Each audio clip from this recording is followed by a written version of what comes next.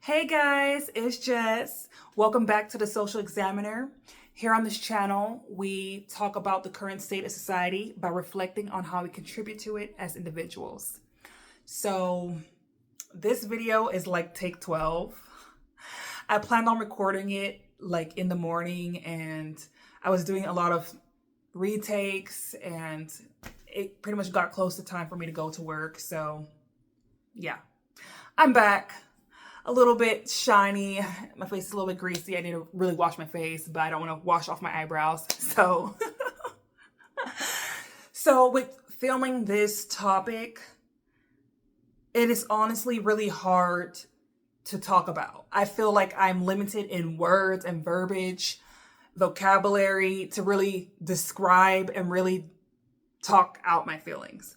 So bear with me. I feel like Patrick in SpongeBob on that episode where his brain was smoking from him trying to think and write it. Was it writing an essay? No, that was not that. No, I think SpongeBob was trying to write an essay, but he couldn't go past the. That was funny. No, but I think his brain kind of was smoking at one point when he was like a lot of mini hymns was in his brain, and he was like looking through the file cabinets trying to remember something. I think he had a memory loss. I forgot. But no, there was a specific episode of Patrick. I think he was trying to be smart or something, and his brain was smoking. Trying to think.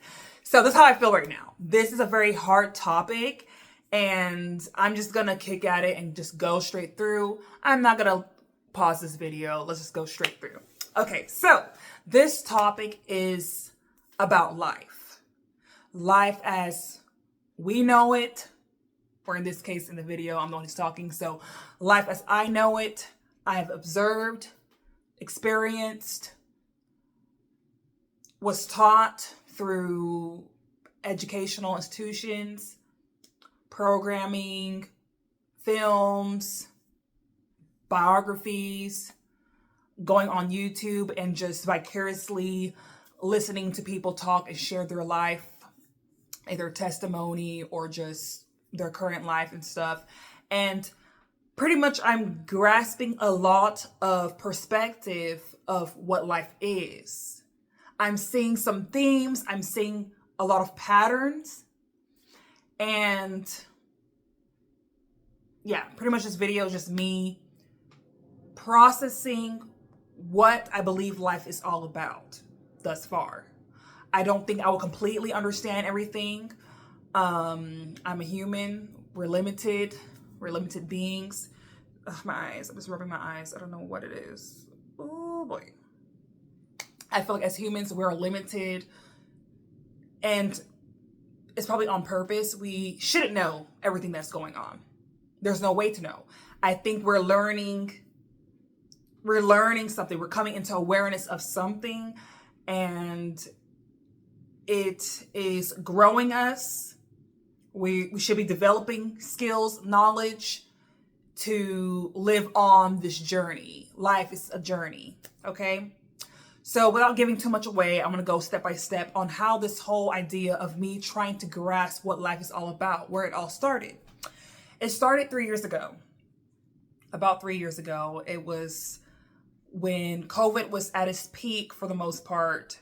COVID was at its peak probably in like 2020 sometime, but it kind of died down a little bit. People are saying, oh, things are resurfacing. Although I'm in Texas, they allowed us to still be out and about for the most part. And at the time I had a retail store that I ended up closing. So I opened it in 2020, but I closed it in 2021. And I was very depressed, because at the time I was consumed with my business.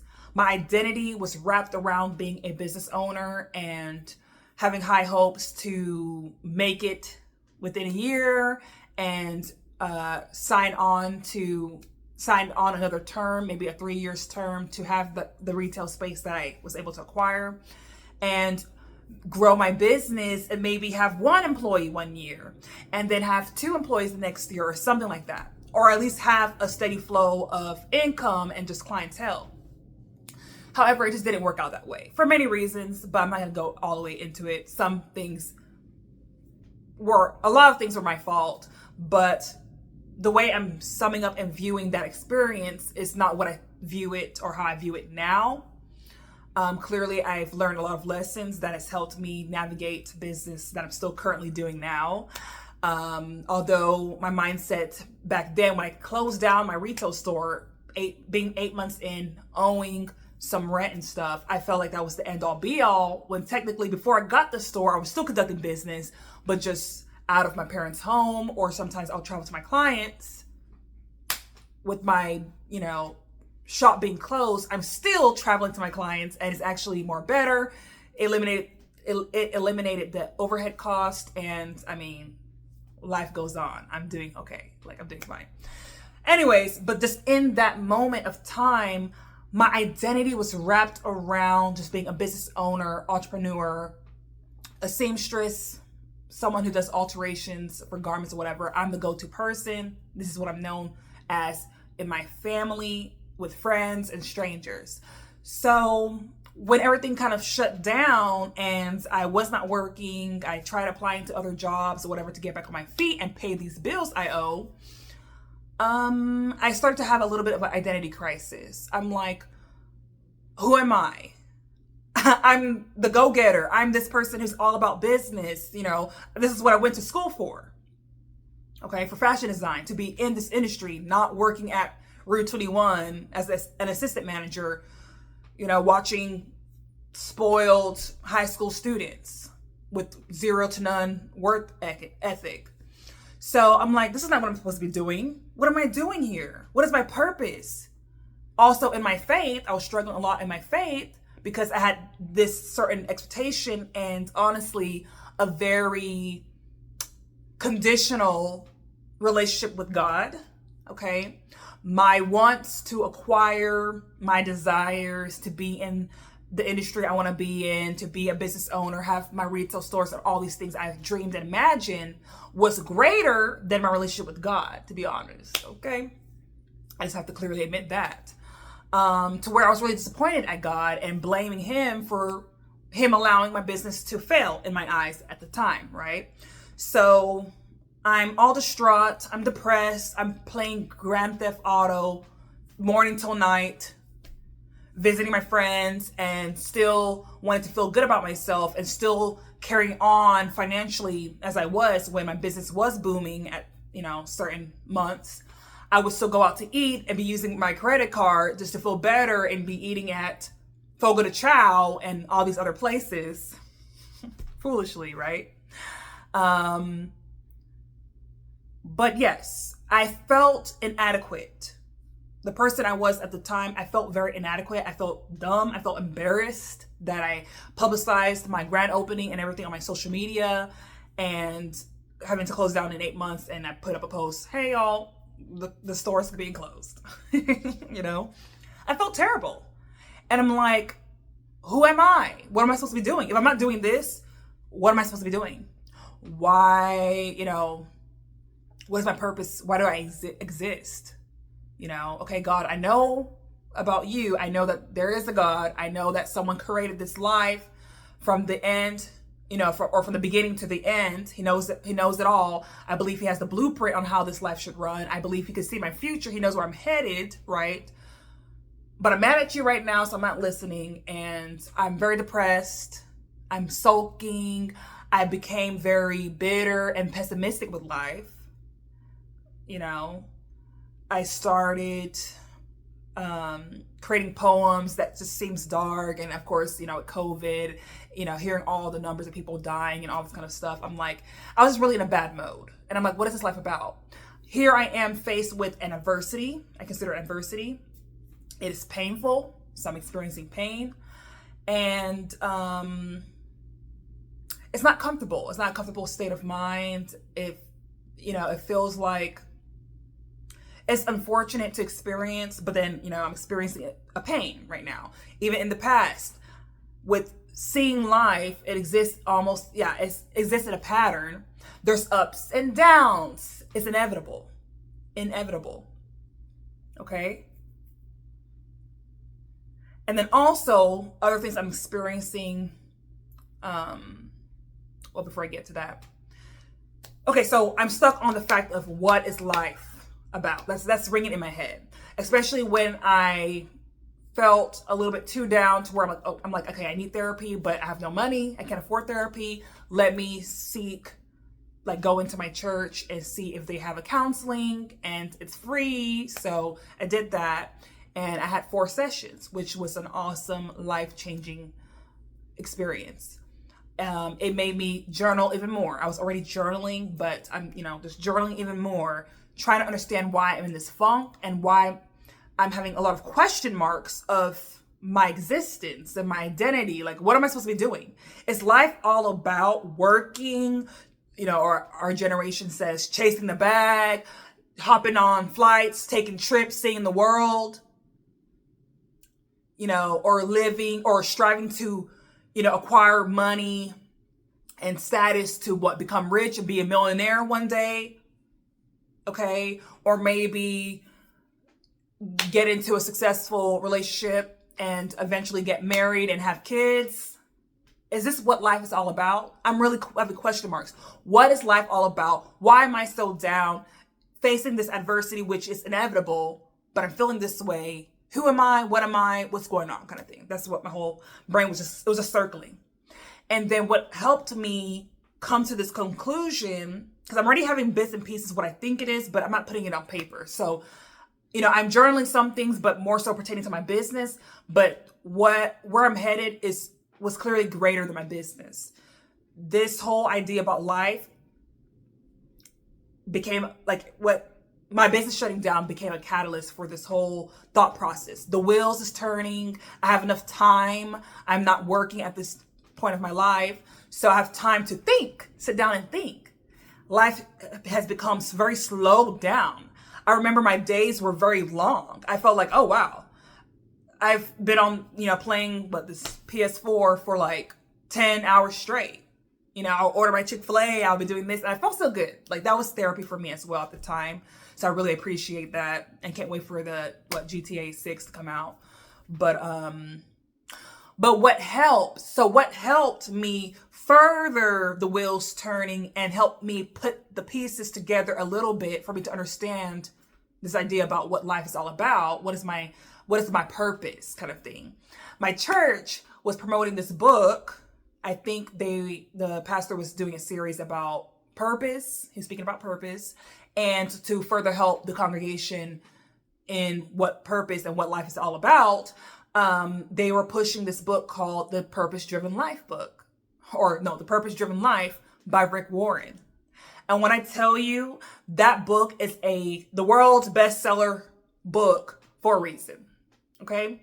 When I tell you it's so much knowledge, there's so much psychology, there's so much biblical foundations in that book, it has the ring of truth in it. Why I say that is through observation and me going through what I was going through.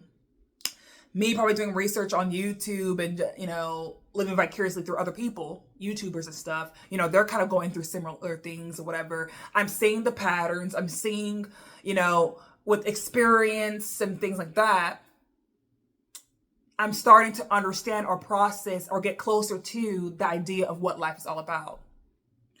So with the journaling, with reading the book, I've came up with, or I was inspired to create this, to create this poster. This poster is titled, My Understanding of God, Life, Purpose, and Humanity. I just felt led to just go to Dollar Tree, purchase this $1 and something poster board, get my Sharpie, and highlight the topics I want to talk about or, write it down to help my brain, my being, my body, my spirit, my flesh, whatever, to help myself process what I've witnessed so far and what I know. It's one thing for people to ask you, what do you know? What do you think about God? What's their opinion about this? What's their opinion about that? What's their opinion about marriage, love, sin, human behavior, whatever it is. Sometimes our conversation with people is very surface level. We don't have the time due to us being at work or wanting to just go to the club or wanting to be at dinner, so you're eating or whatever. I feel like sometimes in our conversations, or at least in my conversations that I've had with my friends and stuff or family, we sometimes are so distracted and busy doing other things that we don't really dive deep in conversations or barely have a conversation about things as trivial and big of a concept about life. We do it briefly and it's just like, oh, we don't really go in depth. So with me, myself, and I, who's really interested in understanding this life, my identity, why I'm having a huge crisis, I put on paper what I know so far. So if someone were to ask me, what do you think about, for instance, what I put on here, about God?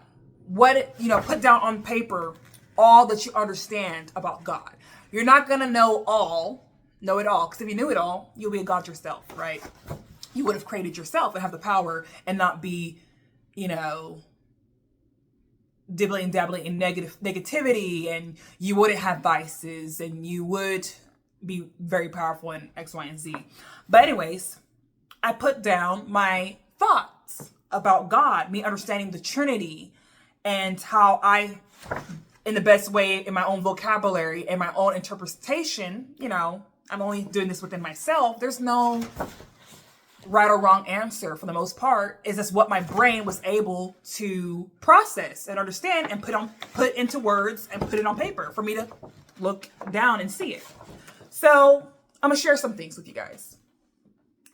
So with my understanding of God, I believe he is the one and ultimate being that we do verbalize and say he, and maybe that has to do with him first creating man or male, the first male human, which was Adam. So even Adam, or in the Bible, it was verbalized he. That's the pronoun. It is what it is.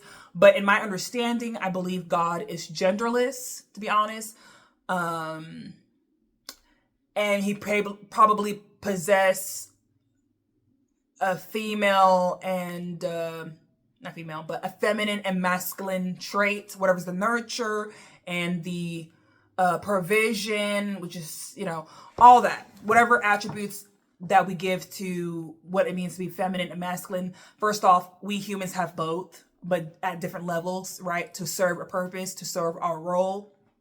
But anyways, with God, I believe he is genderless, but we do say God the Father, God the Son, God the Holy Spirit. So God, pretty much the ultimate, God in human form, and God the Spirit that lives within inside us once we accept him as our God.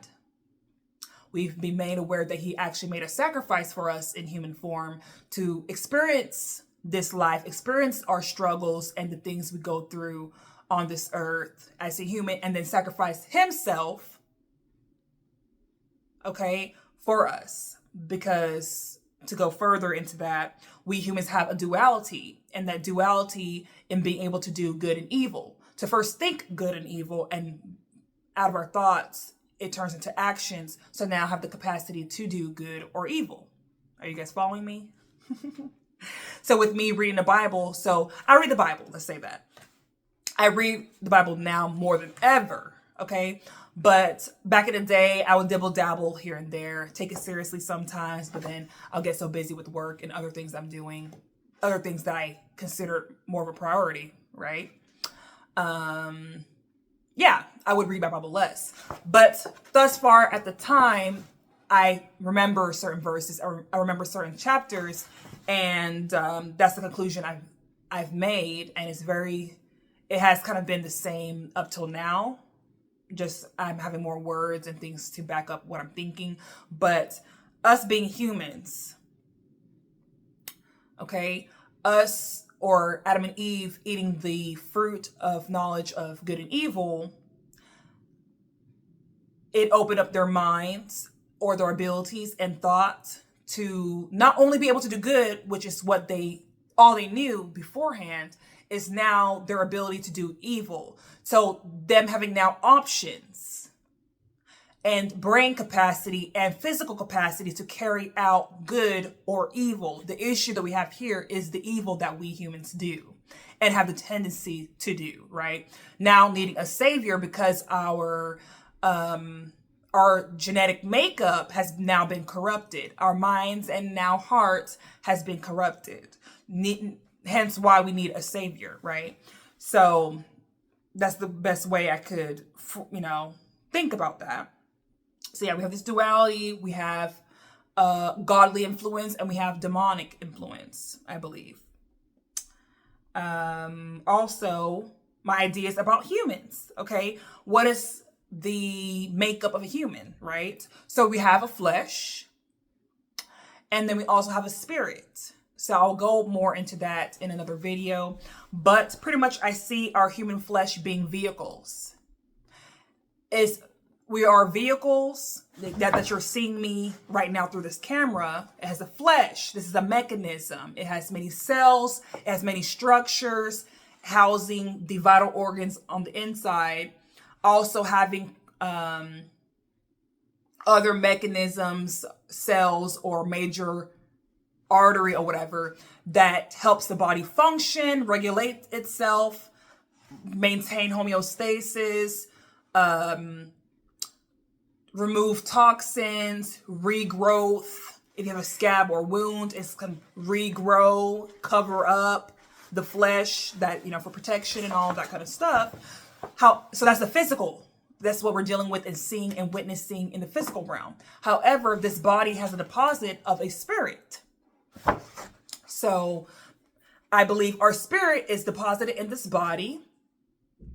Our spirit was probably created in the heavenly realm, a different invisible atmosphere that we cannot see, and deposited in this body, as a seed in the mom's womb, in a female's womb.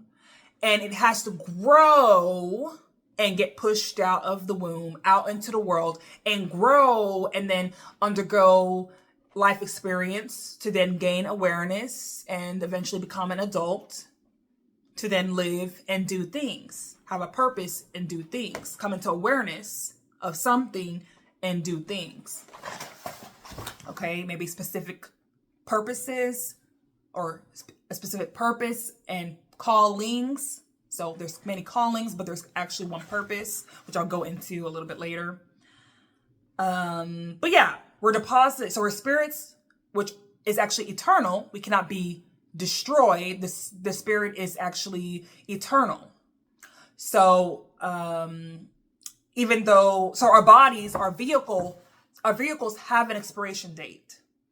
It deteriorates. Okay. So once you get out the mother's womb or come into flesh, it deteriorates. Why is that word so hard to say? Okay. However, that was not necessarily the case back in Eden before they ate of that fruit. I'm not going to go into that right now, but remember this for a later video. Okay. So yes, the spirit deposited in his body. I'm able to move and walk and do things in this physical realm. However, this is not the only realm, right? If I leave here, I just say verbally, it's like if you die, you're being ejected out of your body vehicle to go into your eternal home or destination. A destination that we have no clue about. We can only refer to the Bible and some people's experiences, But yeah, documented experience of the Bible. The Bible is the thing that is saying that there is a heaven and a different realm, but we just don't know. We won't know it all. What else? My views on marriage and, monogamy being a thing. And then polygamy is another option, right? I've been taught monogamy, but then to also think and process what polygamy is and what, the prevalence of it in history. Okay, in the regular textbook in history, and then also in the Bible. I like, I'm a Christian, so the Bible is foundational for me to kind of help and navigate life. However, I do see how in psychology or this history being studied by humans, there's a lot of things that scientists are talking about that is just explaining what was said in the Bible, to be honest. An example of that would be the law that we have, the Ten Commandments. A lot of the laws that we have set today was inspired by the Ten Commandments. I do believe that. We all are following it. Although some people may not claim to be Christians or claim to be atheists or whatever other faith, it just so happens the Ten Commandments, those rules are in the Bible and we follow it. So, okay, so at marriage. Okay, so in the world, we have our own, we witness marriages and we are understanding the benefits of marriage. It's good to be in a union because, male and female, we have sex and it produces a child, and that child needs to be nurtured in a home, a two-parent home, both having the roles of a man and the woman. Women are being mostly known for nurturing, being nurturers. We have the breast milk for the kid, and we, feed them that supply to a certain age to make sure they have all their nutrients. And then the father still needs to be there as a protector, but also in their own way be a nurturer. So you need to have both parties. That's what I've come to the conclusion of. It's not me just creating things. Scientifically, why that's backed up, and I know things are changing now, but at the time, doctors or physicians will explain, just with study, or even psychologists will explain why a kid in a two-parent home, both male and female home, it will help the child grow up to be more successful at life, more confident, more secure in life, if things are done under that order. People in polygamy, they struggle. They struggle with their identity. They struggle with that closeness with their parents because their attention is split many ways. They could barely see, like if I was reading the Bible, there's many instances in the Bible where Abraham, or where specifically I would say the story of Joseph, his father was, I believe, Jacob. Yes, his father was Jacob. And he had many kids, but he had favorites. That's what happens because we're humans, right? They had favorites. So first off, why Joseph and Benjamin was his favorite is because the wife that he liked was Rachel, right? That's the only one that he paid attention to. He had other concubines, and he messed with his servants as well. He didn't care about them, right? That's what the polygamy does. Your brain is only, like, God created this body, right? And if he created us for monogamy, we're supposed to be operating in that. If we don't operate in that, it leaves room for this confusion and chaos. So the chaos, and when I was reading the Bible, I'm in Exodus now, but when I was reading, Genesis a bit, the life of Joseph, he favored and loved Rachel, not Leah. Leah, if y'all read the story, how Leah came about was that her father manipulates Jacob and say, he said that, hey, if you work for me this amount of years, you get to have my daughter Rachel. He tricked him and gave him Leah, and he slept with her. And I guess apparently didn't have no light back in the day at nighttime, so he didn't know he didn't know who he was having sex with, which is a damn lie. Whatever. He ended up procreating with Leah. That's not who he wanted to be with. And you knew back in the day, if you slept with someone, you're marrying that person. So he married her. And then also, he ended up working again for the father, marries Rachel, has kids with Rachel, and other people down the line. However, Jacob ended up having 12 sons. If we go down the line, Rachel is his favorite. That's the only wife that he wanted to be with, technically, but still with the lifestyle of back in the day.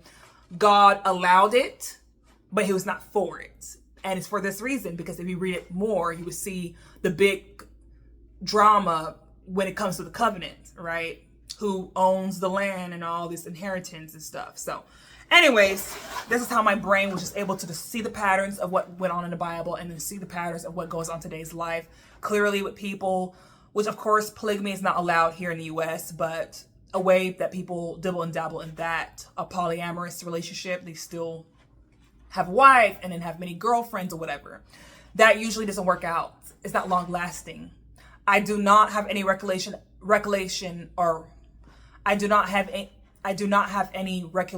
of a successful polyamorous relationship. It doesn't work out. We're humans, okay? We could barely handle one relationship. So why the heck would you think you could handle 2 other women or 2 other men? It makes no sense, right? Because jealousy is a thing that we go through. So we have vices. That's another thing. As humans, we have vices. We have negative character traits. We also have virtues. We have positive character traits. So that's that. Also, I'm noticing that in life we undergo pain, adversity. Okay? It's inevitable.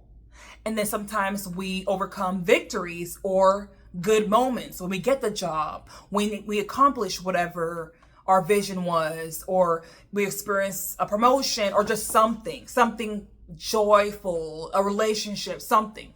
So we have a joyous, happy times, and then we have bad, negative, challenging, crazy times, painful times, right? And in those times, especially with pain, it brings forth resiliency, okay? That's, if you just study human behavior, there's something about our genetic makeup, our mind frame, and with our behavioral patterns, there's resiliency. There's a certain perseverance or endurance and strength that comes from experiencing pain. That's true in the Bible. It's true in psychology. It's an inevitable experience. It's almost an on purpose experience. Okay. Also, what are things I talk about? That was some of the basics I was talking about. Even I dared to try, who created God? And my brain was just like, again, like Patrick, all the smoke. I'm like, okay, I'm trying to verbalize certain things, but when I think too hard, I'm like, ooh, I don't know. So I think what I put down there is just like, hey, I don't know who created God, but all I know is he is the ultimate being. My brain can't even think that far with my own limited capacity, being in this physical body. So yeah. However, I have instances in my life, certain abilities with speaking in tongues. Okay. I did not control myself to speak a different language that I have no clue what I'm saying, but I'm saying it. Okay. It's not an act for me. At least it's not for me. I'm a very, very logical person. That's something I pride myself on, with being very logical and being very realistic with life, So when I had that encounter, that was like, woo-wee. The sensations I was feeling is a very out of body, very spiritually charged moment. And I experienced that a lot, especially as the more I'm growing in my faith in God. That's what I'm feeling. So I'm just being real with you guys. I know some people who might be watching this, you're not a Christian or you're not spiritual or whatever, and you think I'm saying a bunch of mumbo jumbo. I mean, you don't have to believe me. It is what it is. If you haven't experienced it, of course, what I'm saying will sound odd. It will not sound logical at all, because we're not only logical, physical beings, we're spiritual. But if you don't believe that and it doesn't resonate with you, that's totally fine. So that was one instance. Or there will be a certain topic and conversation I'm having with my siblings or friends, and then all of a sudden something happens. Like, either that conversation gets, like, let's say for instance, a conversation I was having with my sister. For instance, one of these deep thought conversations about just about life and about human standards, humanity, or whatever the case may be. When I tell you verbatim, I went to church the next day, like I would have sworn a camera was playing in the background, at my house. We went to church together. all of a sudden, because we usually, we go to church, but we miss it. Like back then, we would skip church and it was like, whatever. Ever since we came back from college, we're like, I'll go this day. I won't go this day. For some reason, me and her decided to go to church. And we were just like this. Mouth dropped, look at each other like, we just said this. We just talked about this. What the heck? Because that night, we were actually staying up till, 10 p.m. all the way to what? 3 a.m. or something? Or 2 a.m.? We were really just deep in thought, just talking, and we came to a conclusion on our topics. It's about humanity, God, standards, whatever it is. And verbatim, it's like a list. The pastor was talking exactly that, and it was confirmation for us that, oh yeah, God is real. Things are happening, and things are unexplainable. Certain discernment I will get to talk to certain people, and it turns out they're going through something, and it was a reason for me to just reach out to them. There's a lot of things going on, and it's not a simple random coincidence. I don't believe it. There's a lot of things going on in this world that is happening on purpose. Okay? Some things are unfavorable, of course. Some things were clearly out of our control, and we don't know it all. We don't see it all, but God does. And of course, that could be not the best topic, especially if you've been through something that is terrible. So not going to go all the way into that, but in part, I'm okay. So part of our human experience, my brain is going and going. I'm able to verbalize certain things. Okay. So the pain that we experience, inevitable pain, adversity, challenge. Okay. But then also good times. Okay. So we have the gratitude and everything during those times, but in the bad times, we're forced to become resilient. It's molding us, it's shaping us, it's influencing us. Sometimes for the worse, especially if we have no tools or no help or support. We're not in community. So it kind of breaks us down, and it can be bad, especially if we turn to drugs to kind of soothe and cope with our situations. But it can become a powerful thing when we've learned some of the lessons just through the experience and through the support and everything. We're able to become resilient and be hopeful and actually overcome our situations, and therefore also have testimony or things to share to other people who's now going through the same thing. So now with that learning ability, the ability to learn certain things is also a part of what it means to live in this life. We're learning something. We're experiencing something. So it's a part of it to go through an experience, a journey, and then also to learn. But that information should not only stay with you, because guess what? We are individuals, but we are also coexisting with other individuals, a society, being in different countries or whatever. And we're meant to be in a community, because first off, we come from a family unit, having parents, X, Y, and Z. And then maybe also having siblings. So that's also in the family unit. And then the cousins and the aunts or whatever. And we're supposed to commune with each other, also learning from each other and have conversations, celebrate when it's time to celebrate, mourn when it's time to mourn. So I guess in that mourning part, if someone dies. So also what it means to live this life, we have an expiration date. Okay? We don't know that time, but it's time to clock out when it's time to clock out. So also, this life is a journey that has an expiration date. Okay? So hopefully whatever it is that we're experiencing and doing is of some type of purpose. Okay? I lost my other thought, so I guess I'll lean more into this thought. Okay? So now also, I am a Christian, so the faith base, my foundation is within the Bible. That's the foundation. That's my foundation. It backs up the morals that I have. It backs up some of the things and human behaviors I'm witnessing in this world. And I further do my own research into psychology and just simple observance. That's what it is, of human behavior. And I'm able to it's all connected, to be honest. And now with the Bible, it's pretty much us coming into awareness of God. Okay. We have a being who created us. I did not create myself. Okay.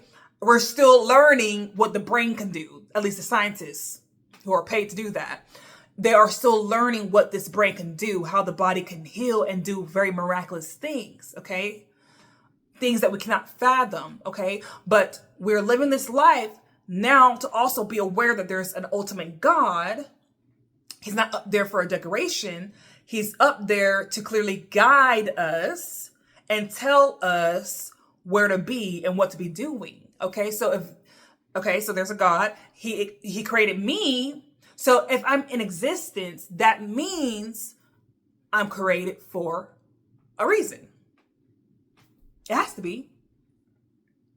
It can't just be on this earth and be working for people or working for myself and be a business owner to acquire wealth to do what exactly? Because another thing that I was able to, not even in this poster, but then and then now, because, kind of tie it into with my identity with, chasing my career. And clearly a career is to kind of generate money. I do believe I have to pay my bills. We have expenses. We have roles and responsibilities, which is also a part of this life that we live. However, money is value that we give it. Question mark? What I'm saying is this paper money or digital money used to not be a thing back then. It used to probably be bartering of minerals, resources, livestock. Then somehow, maybe the numbers of that, they created, they used stones and very rare minerals of some sort, like gold, diamonds, whatever they would come across. And now give value to those things because it is rarities, apparently. Or maybe they could generate it, and whichever country came to the possession of it have their own economy and, I guess, value that they made the gold worth. Maybe for 3 nickels, you can get gold. Whatever. I know that's off, but yeah. That kind of trading and whatever. A lot of us people in society came into agreement that this is the value for this thing. So whether it started off with a government and then it was accepted by the majority of the public, it came to be that money is valuable. That is the currency we chose to use and come into agreement, whether it's systematic programming or whatever, it is what we're doing right now. Okay? But money in itself, that paper money, is honestly worthless. Does that make sense? We could change it into something else, which we're already headed to digital coins or whatever. Made up numbers. Let's be clear. The stocks are made up numbers. People are going in and out of the, in and out of the, I forgot, not the blockchain. I forgot what word it is. Not time zone. Trading something. I forgot. Can't think of it right now, but you guys can understand the gist I'm trying to go. Or I'm trying to go with this. But anyways, it's all made up stuff, guys. We humans create a lot of things, right? And we create laws, we create other things and add-ons to what this life is about. But we just live in a role and we're just doing a lot of things, pretty much. Okay? Where I was headed with this is, I came to find out that I'm not my job. That is not necessarily my purpose. It's not my job. It's not my role as a daughter. It's not my role in the future to be a mother or be married or be a business owner. Those are just things. It might be a part of us and part of our callings, but not necessarily our purpose. Do you understand what I'm saying? So I will say callings is a role, but maybe purpose is a certain action and reason for our true existence. So by reading the Bible, witnessing, certain things and seeing the theme of everything I just kind of talked about. I know this could be long-winded. It's really hard for me to formulate and just communicate everything, but the best way I could talk and sum up this whole thing I just said is this statement that I wrote probably, I think 1 year ago, 1 or 2 years. No, probably 2 years ago. I just found it. Life is a journey to get back to our origin, our awareness, our allegiance and obedience for our Creator. Awareness of ourselves as spiritual beings living in a temporary, expirational body in order to live out our purpose in the physical realm. In this life, we are purposefully facing orchestrated adversities, allowed by God to increase our wisdom, resilience, empathy, awareness, spiritual growth, and dependency on God. Okay? So whether we call it simulations, trials, highs and lows, pattern, evolution, okay? I think where did I was going with this? Okay, so I think what I'm trying to say is this, because I'm trying to read my notes. It's like everything is everywhere. Okay, so pretty much life, it seems like it's existing in a simulation, trials, highs and lows, clearly a pattern, and evolution. We're evolving, but then there's nothing new under the sun. There's no new thing or event currently going on that did not exist in the past. Does that make sense? Also, there is a need for community. Okay?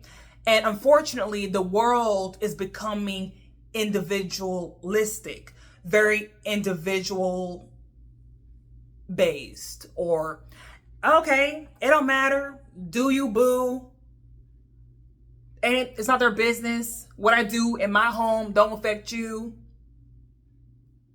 Don't worry about it. It's not your business. Mind your business, mind your business. You know, which is not necessarily a bad thing on certain things. But from what I'm seeing and noticing, we all affect each other. What you think you're doing by yourself, and it's my right, I can do X, Y, and Z, it's affecting others. We as individuals have influence on anyone in our proximity. Whether you think you are extroverted or introverted, if you come out in the public and not be a hermit, whoever witnesses you and you're in the proximity, although sometimes you might think you're invisible because you're, I don't talk to people. Oh, I just go in, clock out, blah, blah, blah, blah. You leave an impression on someone who witnessed you, who's around you. They feel your energy, okay? Whether it's positive or negative. But it's very important that we're doing things positively. But of course, as being humans, having the spectrum of doing good and then now evil, which we kind of lean to the evil part more. Okay, just look at the prevalence of what's going on today. We influence each other. We impact each other. And the influence and the level of influence may be different depending on the person, with status and money and all these other things. However, we influence those around us in our proximity, in our communities, in our state, at our workplace, at the church, at the club, wherever we're at. We are also reflections of each other to a certain degree. So how us, being humans, we're in this body, we can't see ourselves unless we look into a mirror, correct? But if we're standing in front of our friends or we're talking to them, we may, depending on what we're talking about, have a certain facial expression. Let's say you're saying something that is disgusting. You start doing something weird with your face, like, ooh, ew, and whatever. Your friend who's looking at you in conversation, you may not know it because you're not filming yourself, but in conversations, just look at biographies or just look at interviews. Not biographies, but look at interviews. We mirror each other, almost like a chameleon in a way. We kind of take on the same expression and the feeling and the energy as we speak to one another. It's like a mirror. They're mirroring you. If you're being a rude ass, you get a rude ass energy back. If you're happy, you're smiling, it naturally makes someone does that, like smile, by seeing your face lighting up. That energy is transferred or mirrored, if that makes sense. So that's another part and aspect of life. We're meant to be in community. We're meant to be helping each other and supporting each other, right? Because there's a lot of things that's going to go on in the human experience that requires us to be connected in some capacity. Will we like all people? No. For whatever reason. However, we need to have some tolerance for some people, or most people, just depending on what it is. Of course, if someone does something really heinous, let's back them up and let them get their rehabilitation to get their mind straight if possible, whatever, to come back into society and be a positive contributor to society. However, we're meant to not be alone. So I know some of y'all who are solo dolos and you want to be so far off from society due to being hurt. That's usually tied into being hurt and betrayed and disappointed and whatever the case may be. That's why people don't want to hang out with humans, because we have a character flaw. We all have it. So I guess if you're running away from other people, you must be running away from yourself, because technically you're not perfect yourself. That's number one. And we will be we're experiencing not the same exact situation, but we're experiencing the same, I guess,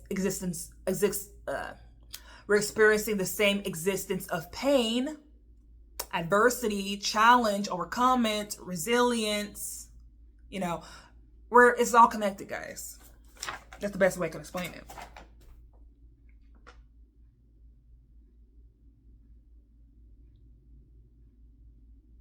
We're meant for each other, because we will, like what we've seen in the past and now seeing in the present, there's certain people being oppressed, okay? That's happening. And the job of us humans is also to become aware of our vices, okay? It is due to our vices that the world is the way it is. Also our vices and virtues, but clearly what is outweighing the other? So what is outweighing the virtues and the good in the world is clearly the bad and the evil. So that's what we're seeing in life, okay? That's the plight of this world and this life experience. It will soon wrap up. I mean, I don't know what's totally on the other side. All I can do is read about it and be kind of educated about it. But until then, did I hit it all really? I guess to sum it up, I believe, life is pretty much a journey. Of course, I'm an individual, so I have to come to this level of awareness. It is our jobs to come to a level of awareness, to know and witness what's going on. We have to be observant. A lot of us are distracted, because we do have many obligations, whether you're married and have kids, or you're a business owner and you employ a lot of people, and you're just so distracted, and you're just so, I guess you don't have the energy or the capacity, it seems like, to journal or go to therapy or have time with yourself to process what you're witnessing and what you're doing. Also, that there's a creator, because this is too intricate. These structures and whatever molecules that we're learning about or whatever is too complex, and even the scientists lack verbiage to really explain what we're all witnessing. It's hard to explain. So hopefully I'm making sense. I don't know if you guys have been feeling this way. I feel like I know some people, and a lot of people, at least in social media, having identity crisis. And it could be due to the fact that you are having your attention on all these outside stuff, your obligations, other people on social media. You're living vicariously, and you're watching too much film and TV, which is some fictional, some non-fictional, but you're so focused on things outside of yourself that you haven't had time to process and be with yourself. So all I'm encouraging from this video, or in this video and this to you guys, is to set some time to think. It might be scary. Some of y'all might be experiencing some trauma, or some of y'all may be honestly doing recreational drugs to quiet the thoughts, because your brain, your body, and your soul been wanting to talk to you and, you know, help you process the things you've witnessed and have been observing in your environment wherever you are right now. So maybe you need support. Maybe you need to go to therapy or find some type of free counseling. But before you do that, please do the research, because not everybody is really equipped, right? You want to be able to sense that person's energy and their heart and kind of hear their experience, okay? But if you can't get that support, just know that sometimes you may not feel strong, but we're strong. God built this body pretty well that we are really resilient. We can handle this. If you are feeling like your life is a big question mark and you don't really know why you're alive and why you exist, please know that it is for a reason. If you're living and breathing right now, you're lucky. It is for a reason. That's not to say for the people who have passed on, I mean, they're not really gone. They're just in another realm. Let's be clear. But for those who are living, you know, you're alive to be made aware of things that are going on. So start today to journal your thoughts, journal where you come from, journal the reasons why you do and think the way you think. And if you don't know what you think and how you feel, let's say about God or your job or things and roles and certain things that you're doing and witnessing right now, jot it down. As the life that you know now, what is it that you know? Talk about what you know. Don't spend time talking about what you don't know. Talk about what you know so that your body can process. There's something about writing things on paper. It will help the body just process. You'll come to more of an understanding when you write things down. So, yeah. But then again, if you don't know where to start, I do recommend people to read the Purpose Deiven Life book by, I keep saying the life book, the Purpose Deiven Life. The book called The Purpose Deiven Life. I keep saying the Purpose Deiven Life book. But anyways, by Rick Warren. It's a great book. You don't have to purchase it, honey. I'm not getting any promos. I'm not selling anything. You can actually go to your local library, because I'm pretty sure it may be there. So, yeah. I encourage you guys to start thinking, because you're not your job. Life is not all about chasing the bag, okay? It's not about just hopping and taking flights and accumulating wealth to be a millionaire someday. I'm sorry. There's a lot of people who are millionaires and they're not happy and they're actually wanting to leave the world, okay?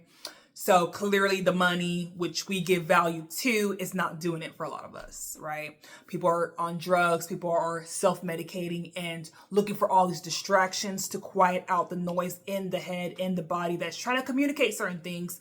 And I do understand, just due to our duality, we do have positive and purposeful thoughts, but then we also have destructive, negative thoughts, right? So we need to learn how to quiet the negative, but then still work through this process, because it is a part of being human. I also recommend you guys, you know, whether it's journaling in a notebook or just going to Dollar Tree or Walmart and getting a big poster board, go ahead and just write down your knowledge, the current knowledge. It may not be everything. Just touch and hit on certain topics, certain aspects, relationships, and things about life, the life that you live. And hopefully that can get the ball rolling in your own self-awareness. So with that being said, that concludes the video. If you like this topic and would like to view more of the topic of human behavior and just trying to understand ourselves and the world we live in, stay tuned to my video. Welcome to the Social Examiner, and I'll see you in the next video. Bye.